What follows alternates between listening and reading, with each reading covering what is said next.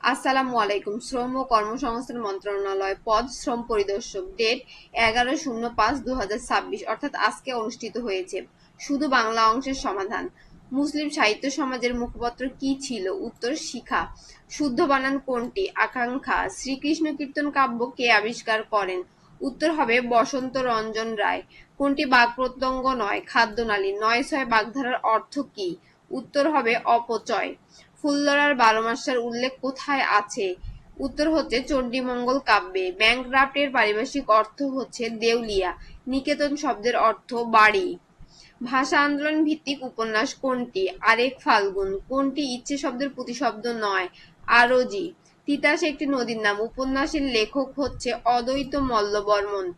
যুগসন্ধিক্ষণের কবি কে? ঈশ্বরচন্দ্র গুপ্ত। ময়মনসিংহ গীতিকার মহুয়া পালার রচয়িতা কে? দিস কানাই। গুণী এর স্ত্রীলিঙ্গ কি? গুণিনী। বাংলা সাহিত্যের প্রথম মহিলা কবির নাম কি? চন্দ্রাবতী। মৃত্যুক্ষুধা কাজী নজরুল ইসলামের একটি উপন্যাস। কোনটি রবীন্দ্রনাথ ঠাকুর রচিত গ্রন্থ নয়? উত্তর হবে ভ্রান্তিবিলাস। কোনটি চীনা শব্দ? লিচু। কোনটি রোকেয়া সাখাওয়াত হোসেন রচিত গ্রন্থ নয়? উত্তর হবে চরিত্রহীন। সবুজপত্র পত্রিকাটি সম্পাদনা করেছেন প্রমথ চৌধুরী। এমন ভিডিও পেতে ফলো দিয়ে সাথে থাকবেন। ধন্যবাদ।